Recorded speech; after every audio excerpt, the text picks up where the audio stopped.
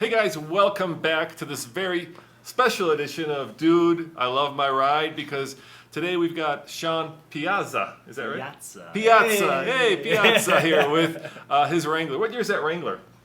It's 2015. A 2015 Wrangler. Now, obviously there are a lot of Wranglers in the world, but this is a special Wrangler, and this is why we're having this conversation today, because Sean, you use this Wrangler as a way to earn money. Kind of. Yeah. You tried, yeah. Try to. So Sean uses a relatively new service called Turo, which is a service where you can rent out your car online, basically, and make money and hopefully pay for the vehicle, right? Or get cash flow positive. And you actually do two cars. You do that Wrangler behind us, and you do an Audi Q5, right? Yeah, 2011 Q5. 2011 Q5. So let's talk about the Wrangler.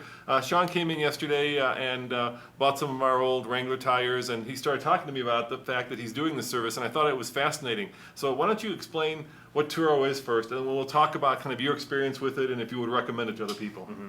Yeah, so I mean, the whole base experience of what Turo is an Airbnb for cars. You know, it's a rental agency that allows people to come in, browse an entire list of vehicles, choose the exact vehicle they want, which I find is usually what people are drawn to about it.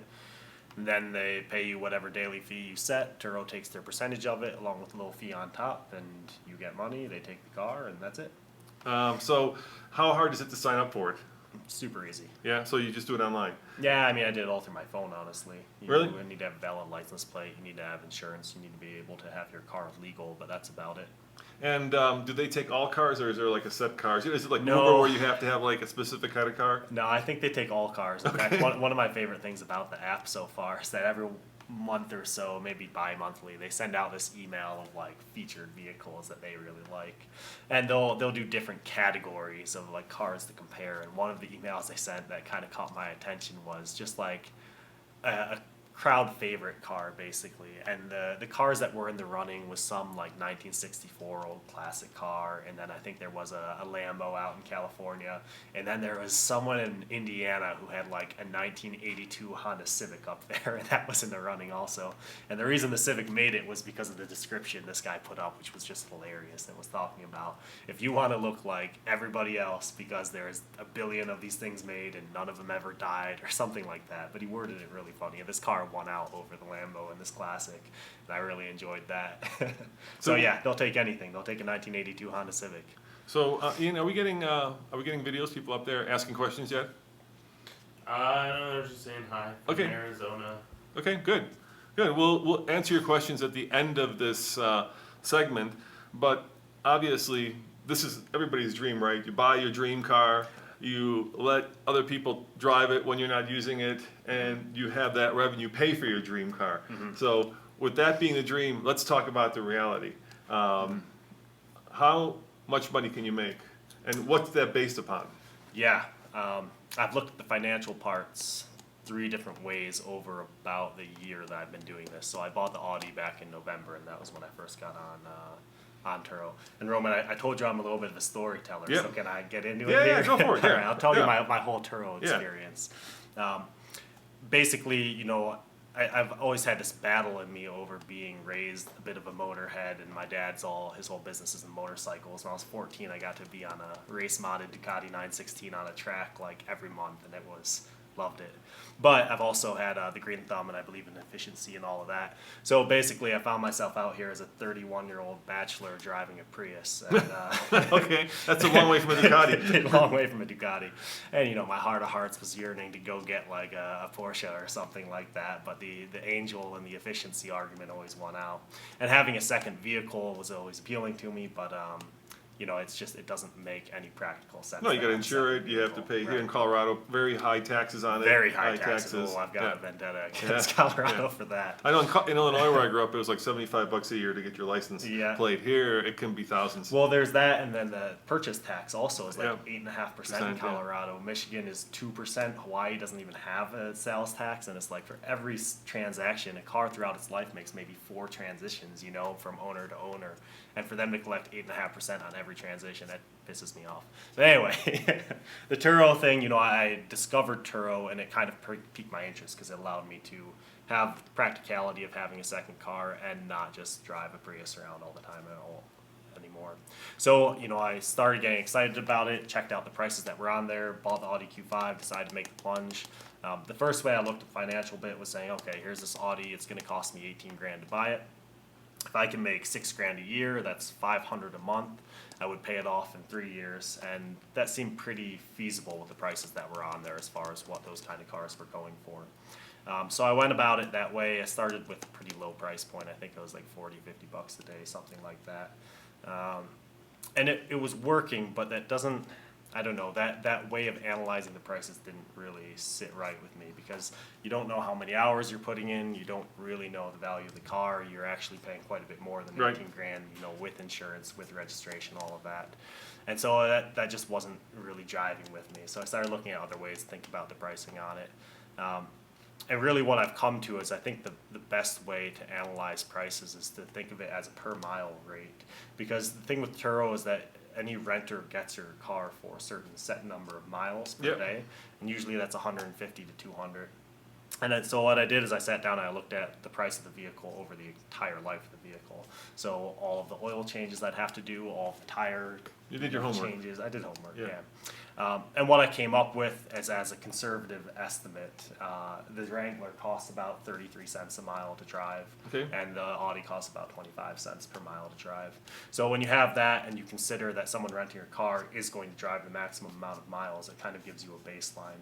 And what I found was that my prices were just too low. I mean, what I was making was maybe $10 an hour, and I was spending a lot of time. That was one of the things that surprised me about Turo, is how much time it actually takes to make it happen.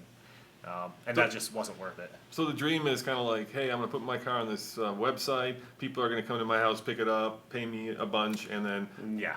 But it doesn't happen. For instance, people No. want to pick it up at the airport. You have to take the car to the airport, which is Yeah. a considerable amount of time, and then you have to pick it up from the airport. Yeah, it's about 5 hours of time spent on my end, because I live in Boulder, so I have to drive down to the airport, which is 45 minutes, usually wait around for a bus that runs once an hour, and then take the bus back, which is about another hour and 20 minutes. So all in all, in airport delivery, you get paid an extra 90 bucks-ish from Turo, and you've spent 5 hours to do it. Plus you have the gas and the mileage that's been put on the car in that time. That's a lot. Yeah. Yeah. So how much do you make on an average rental? Average rental usually is about a week. For the Audi is usually bringing in $250 to $350, $400, depending on if I'm delivering it to the airport or not. The Jeep for a week is usually about 500-ish, 450 to 500. And that, of course, doesn't include the amount of time you're putting into it, the miles. Yeah. So it's, it's supply and demand. It's very competitive. Yeah. And people go on the website and they probably cross shop this Wrangler with other Wranglers. Yeah, and then it becomes absolutely. kind of a race to the bottom. Yeah, there's that, but here's the thing, like Turo's brand new right now, Yeah. right? And they're putting quite a bit of advertising into it. I think they're doing pretty well as a business. So they're growing a lot, right? Yeah. The question is, are they growing faster as a renter base or as a rentee base, Because if the people who are renting are growing faster, then it's going to keep working out. Obviously, it's working for me, because I just bought this car maybe 4 or 5 months ago to add on to that. But in the beginning, it wasn't. In the beginning, I just had my prices too low. And what I've found now between these two vehicles is that when I did get this car, I mean, it had been years since I'd really enjoyed driving a vehicle before, and I didn't think it was going to happen with the Jeep. I didn't even consider it. But right when I bought it, literally the morning I signed the paperwork, I took it out to Utah with a bunch of friends. And man, I was like a kid rediscovering toys, it's incredible. So with this vehicle, because I've personally driven it a lot more, what I found is that I've pretty much broken dead even with this vehicle. I've put on about 9,000 miles on the car. I've brought in about $3,000, 33 cents-ish a mile of wear and degradation to the vehicle. So it's been about dead even. So really what's happened is I've put in my time of delivering the car, the times I've done it, in order to be able to play with the Jeep, which is just fine. That's okay. So basically, you're getting your hobby paid for. Yeah, right, Yeah. exactly. So let me ask you this question. Uh-huh. Obviously, the hardest part for me leasing or renting my car would be the fact that other people are going to drive it, and they're not going to take. There's this saying, right? What's the fastest car? The one you rent, right? Because people don't take care of rental properties because it's not their Yeah. own vehicle. So have you had any bad experiences? I've had 3. Okay, what's and that? What? Give me those 3. Yeah.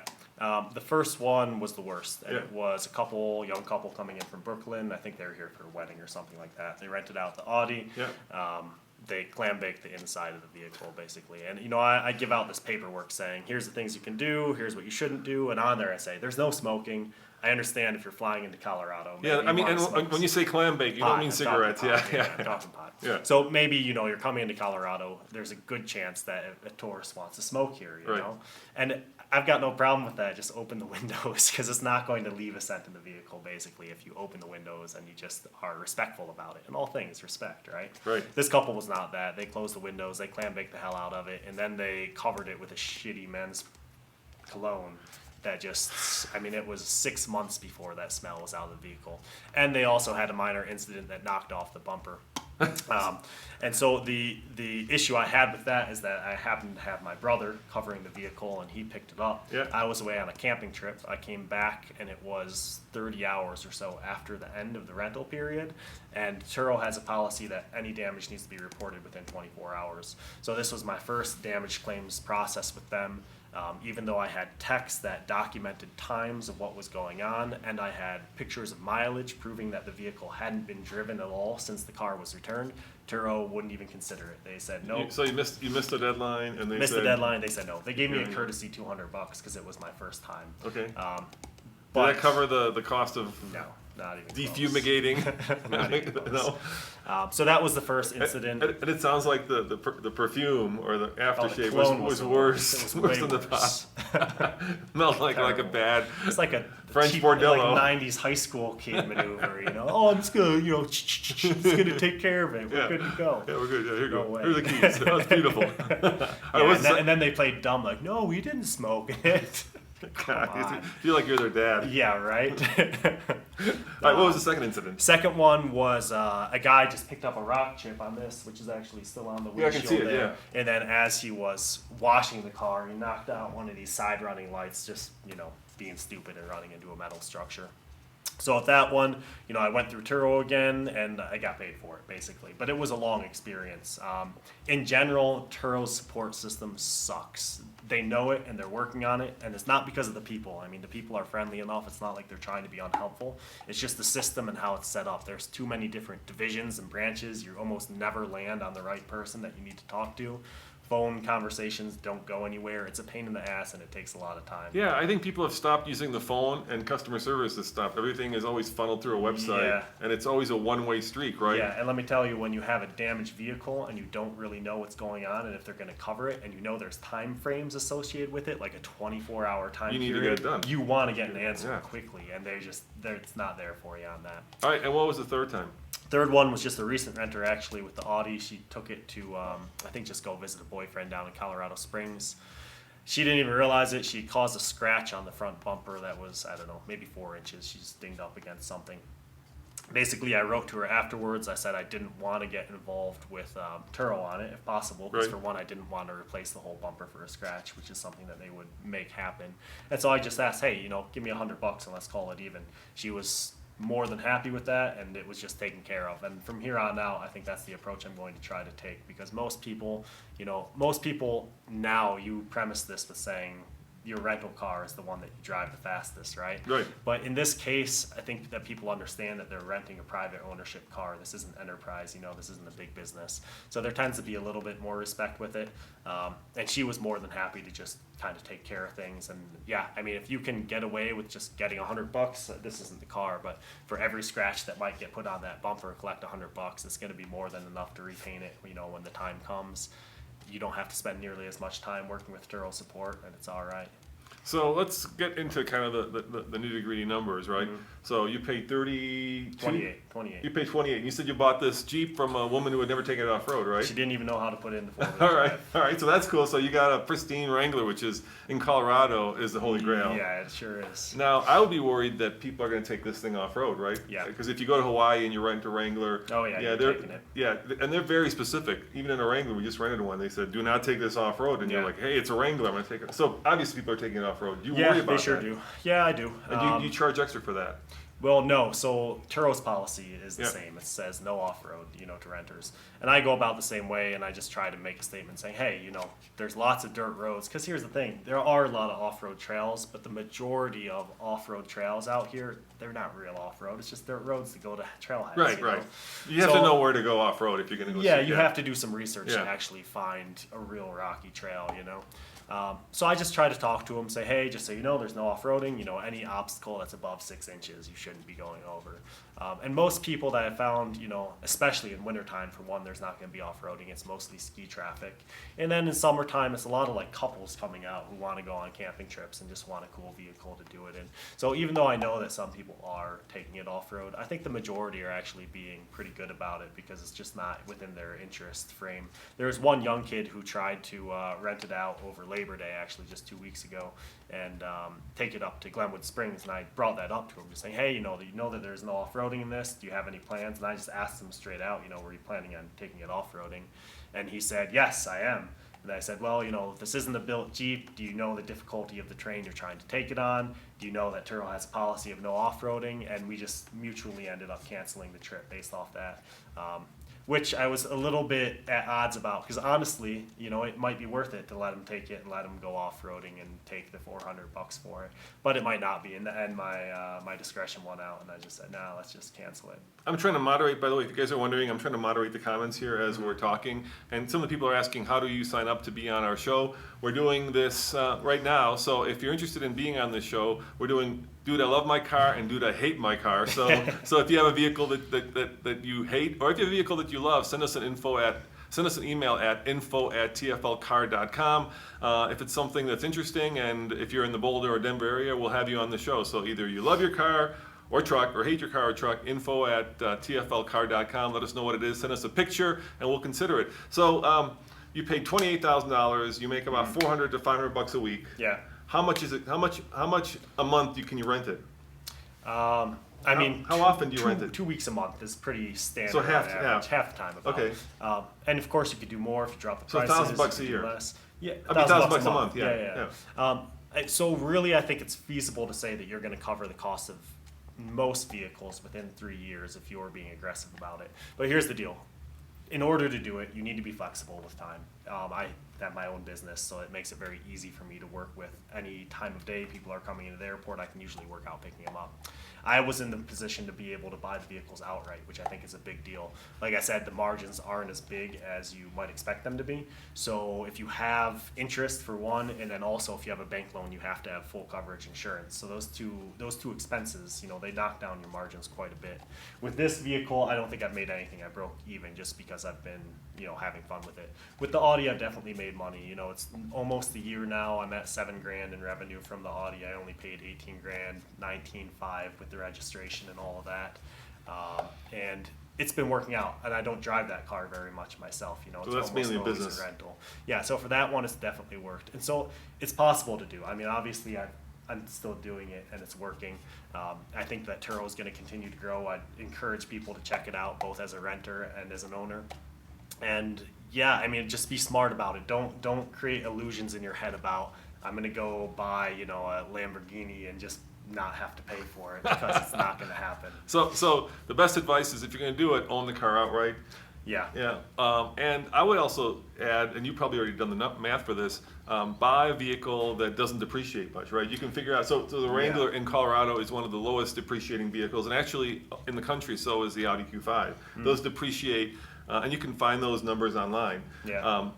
So if you're going to rent this thing out, at the end of that rental period, let's say you want to sell it, Yeah. you want to be able to recover as much of your initial investment as possible. Absolutely. Whereas if you get a car, and pretty much any sports car is going to be on that list, that's going Yeah. to depreciate. And you have to think about what you can actually rent it out for on a daily rate. I mean, you see a lot of people on Turo right now who are trying to get like, oh my God, I've got this opportunity to get a supercar and have to pay very little for it. But the deal is, it's like the rate of, for one, depreciation on a brand new sports car is huge, right? Yep. Especially as a per mile rate, because sports cars retain their value in low mileage, and that's it. Not so much the year factor, but mileage in a big way. So if you're renting out a Lamborghini, in Colorado, you can bet your ass people are going to take it up in the mountains and take a road trip with it, and really drive it, because why else would you rent Right. it?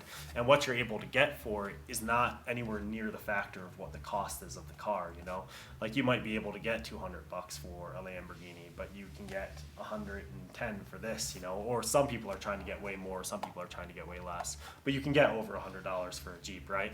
The cost of a Lamborghini versus the cost of a Jeep is not a 2x factor at all, So people just, for the most part, aren't willing to pay $500 or $600 a day in order to rent any car, even if it is as like a one-day joyride sort of gift thing. So you're not going to be able to do the numbers with a car that expensive, and the value just isn't there. Plus- So be smart about what you get. Plus, I would think like all your cars are kind of crossover SUVs, right? So they have Yeah. room in the back, they have 4 Yeah. doors. So if Yeah, you're coming it works in, for families. yeah, it works for Family's a big families. So, thing. so you want to cast your net as wide as possible. Within, of course, your also your own want for a vehicle. And there are Yeah. vehicles that do that, right? There are vehicles like this, like a Tacoma, also doesn't depreciate very much. Yeah. That can seat 5 relatively comfortably, and yet at the same time you can take off road. Yeah. And a lot of people, they try to get into it initially with a lower value car, and it works. I mean, you can buy like a Jeep Honda and put it on there and you'll get rentals. My issue with that, and why I think it's not valuable, at least for myself, is again the time frame. There's going to be time involved in doing this, and the lower the value of the car, the less money you're going to bring in for that time. So if you buy a car that's only worth $8,000 and put it on there, you're going to be able to rent it, but you're going to be renting it at like $30 a day, and your hourly rate is just going to be not really worth it. So we talked about kind of your worst experience. Tell me about your best.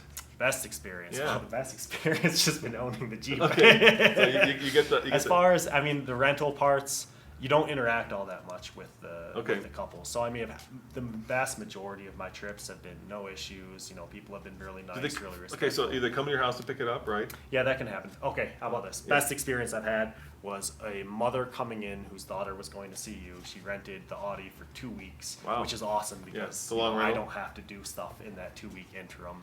And she only drove it like half the miles. So this is the big thing, right? When someone rents it and drives the entire mileage allowance, that's when your margin becomes really small. But you get those random interactions where they just don't, maybe they only drive 20 miles a day or something like that because they just have the car sitting around.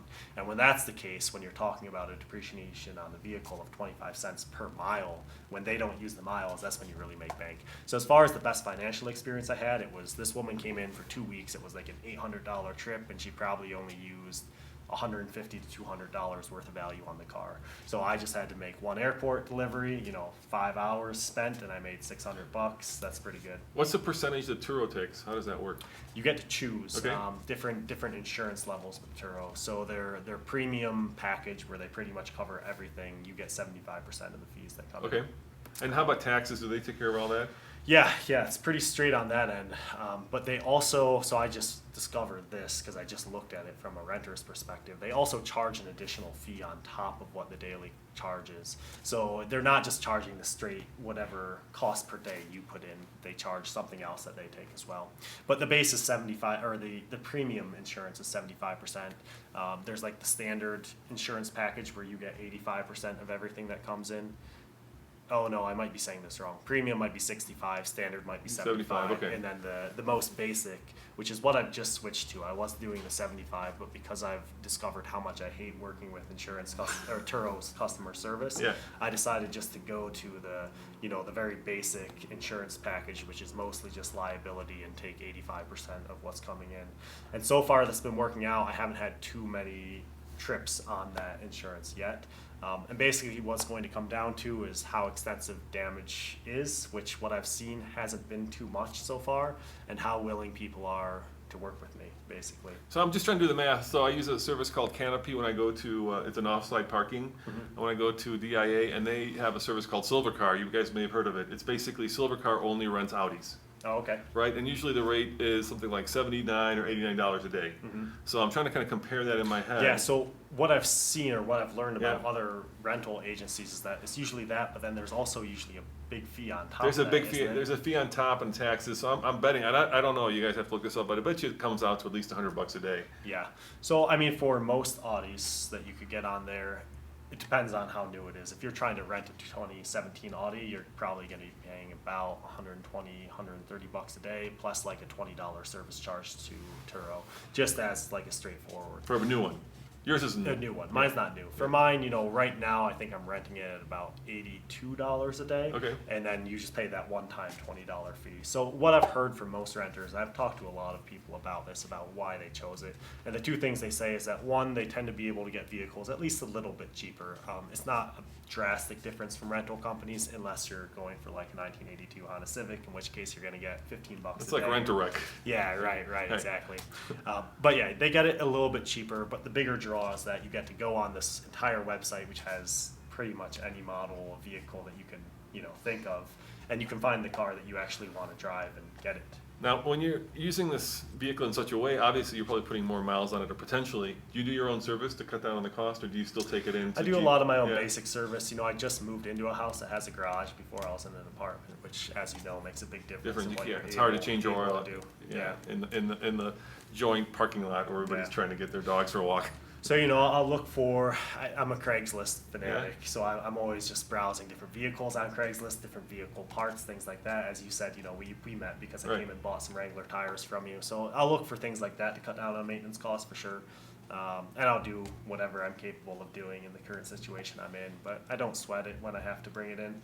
I also price shop a little bit though, some of the body shops really have a habit to upcharge God, quite yeah. a bit. Yeah, especially any kind of body work. It just the problem is modern cars also you have to replace entire sections of the car, Yeah, right. Nobody just fixes a car anymore. It's like they look at it and they say, "Oh, that light's out. Got to replace the whole bumper," Yeah, right? Yeah, exactly. And Because I also they get paid by insurance. And right, it's right.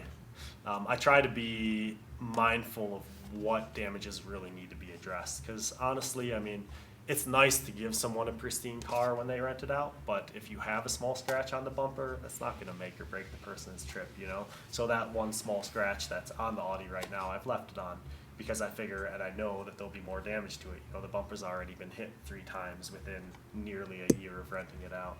So I'll keep rolling with it until it's damaged enough where I feel like it really needs to be replaced, and yeah. All right, before we kind of show you the Jeep, this is called Dude, I Love My Ride. So what do you love about the Wrangler? Oh man, just taking it off road. It's awesome. It seems pretty So unstoppable, much right? fun. Yeah, it's pretty unstoppable. I've had a great time, I'm a big fan of taking new people out Yeah. and just kind of getting out of the driver's seat and say, okay, get in. And they always have this look of panic on their face for a second, like, what? And then they get in and you get to be the passenger. I usually drink a couple beers as I go up and just watch them, handle what's going on. Where do you take him? What's been kind of your go-to? Oh, Is there a pass so- you do? Or Yeah, I know the Rawlinsville area really Yeah. well. yeah, there's a lot there. Yeah, and I just actually, my sister came out for her 21st birthday from Tennessee, and we went up Camp Dick for the first time, Oh, which nice. I didn't You haven't know been up to how Camp Dick, extreme huh? it was. Did 'Cause you go a plane crash? No, we No? didn't go up plane crash. The other road. The other, that okay. keeps- I don't know what it's called, but Right. it has that big rock fence Yeah, basically yeah. right in the beginning of Yeah. it. And so I did the same kind of thing, and I'm like, okay, Riley, here's the keys. And I'd never taken it on a road that intense before, but she handled it all well. There's a few parts where I asked to switch with her and take it myself, but she handled some pretty serious obstacles. Now for a built Jeep, maybe that road's not that intense, but for this Jeep, that road was about the Yeah, highest and the that's- highest extreme it could That's handle. a regular unlimited, right? It's not a It's an Rubicon. unlimited sport with Right. Rubicon With Rubicon tires wheels on and it. tires on it. Yeah. Yeah. It's actually really capable, but yeah, when you start to bang the bottom, it gets a little Yeah, hairy. you don't want to just keep slamming rocks against the bottom of Do, your car. do you ever? One of the viewers asked, "Do you ever look at the bottom when people bring it back? Do you ever see it?" Yeah, so when I suspect that someone might be Yeah. doing that, I'll try to take pictures. The problem with it is that when I got it, it would have been easy, but since then I've banged up the bottom quite a bit. So it's hard to say if that's it's your- hard to discern one scratch versus the Yeah. other. Recently, I've actually been thinking of just getting some black spray paint and spray painting it again, just so that I have a basis to say, okay, I gave you a bottom that was unscratched. Here's a scratch, you did it, which would be a smart thing to do. I just haven't gotten around to it yet. Well, let's take a look at it. Ian, why don't you bring the camera around and we'll just show you the Jeep. It looks like it's in really clean shape. Yep, I've been working on it just slowly. So have you done anything to it? Is there anything that did it come with those rails? Yeah, so the deal was the woman who bought it was Yeah. a woman named Betsy, and she's She's working on becoming a professional golfer right now. So she Okay. was driving it down to Arizona a lot. This was her dream vehicle. She babied the hell out of it. Like I said, she never Yeah. even took it off-road. When she bought it, her deal with the salesperson was that they put on the bigger tires and rims, they Yep. put on these, and they tint the windows. Okay. So that was all her modifications. They're the only modifications that's been done to it. Otherwise, it's just a Wrangler Sport. As you can see, I took off the sport sticker because I don't like it so much. Yeah, I was looking for it. I'm like, damn, where's the sports sticker? Yeah, this way people can confuse it for a Rubicon. How's you know? how's the interior? Can I look? Yeah, go for it. Yeah, that's a good. That's a Interior's good. pretty clean. I've been Yeah. driving around Yeah, a it looks little pretty bit. standard. Yeah. Cloth seats though. Cloth No, seats. no upgrades on the inside. And you know, white is a perfect color for a rental. It seems like when we're in Hawaii and we rent it Wrangler, it's always white.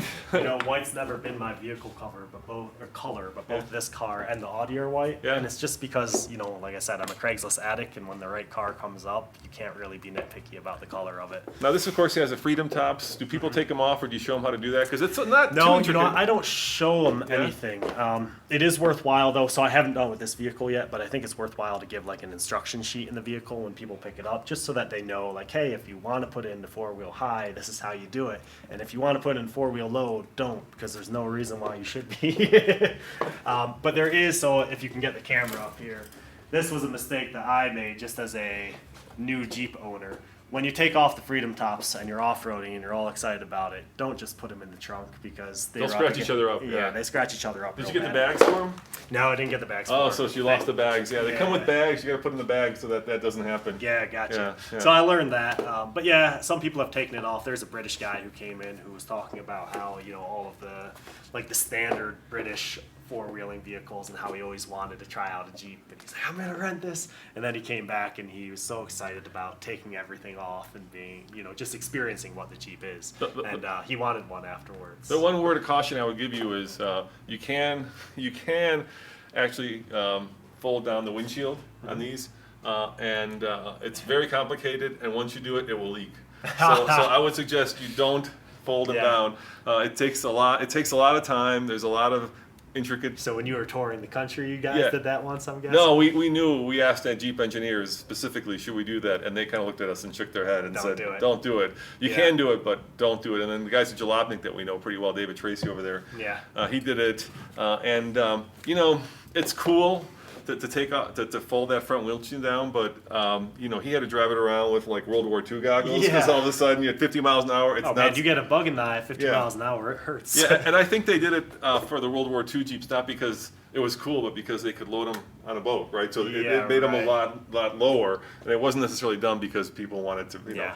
or they could stick a gun through it, I guess. In my experience, as far as freedom of the Jeeps, I mean, if you put in the effort to take off the front top and the back top and the doors, I mean, the doors take more effort than the rest of it.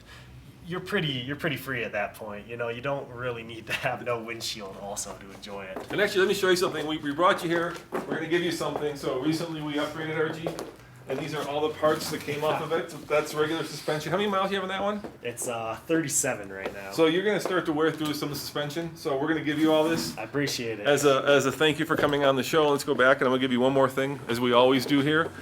Let's sit down. Let me get it. Yeah, you know, I feel like I shouldn't do any upgrades on this because, you know, the rental experience and keeping it family friendly, but I know that I kind of abuse the stock suspension, so I know I'll wear it out at some point. You and will. I appreciate It that. will wear out. And we always like to give our guests a hat. Awesome. We get these from going on press trips. I'm gonna let you choose. I've got a let me show you. You pick. I've got Firestone. This is a Nissan off-road experience. This is Ram, but not Ram trucks. Ram Racing. Yeah, this is a Titan hat. Is this a patch that comes it's a off? patch that comes That's off. Velcro. Yeah, there's a patch. Here we have a Dodge Dart, no longer made. Here we have a Honda hat, or here we have an Alfa Romeo. Which one of these? Which one of Let me, these? let me look at those first two again. I think I Those are- like those the are kind of the most coloration on those off-roading, yeah. guys. Yeah, let me get that. That one or the Firestone? Ooh, I don't know. Tough decision here. Which Can one? Can we get a comment? Anyone choosing the off-road Nissan versus Firestone? Now I'll go for the Firestone. You got the Firestone. There you go. Thanks, appreciate it. You bet. Thank you very much for coming on the show. And guys, if you want to be on the show, and yeah, somebody's got a motorcycle, we would love. Oh, somebody said Firestone. Firestone. Hey, all right. There's a picked little bit the of a right delay. And if you guys have a motorcycle, hell yeah, we'd love to have a motorcycle. Dude, I love my ride. We'd love to feature your motorcycle. We've been trying to actually review motorcycles, but they're a little bit harder to get from the manufacturers. And once again, if you have a car that you love or a truck that you love or that you hate, send us an email to info@tflcar.com. Send us a picture and we'll take a look at it and we'll have you on, dude, I love my ride or I hate my ride. Thank you very much for taking the time and going through the Turo experience. I think if you guys are thinking about using this as a way of making money, hope this was useful information from somebody who's actually done it and is doing it. So yeah, heck yeah. Thank you. You're welcome. All right, see you guys next time. Ciao.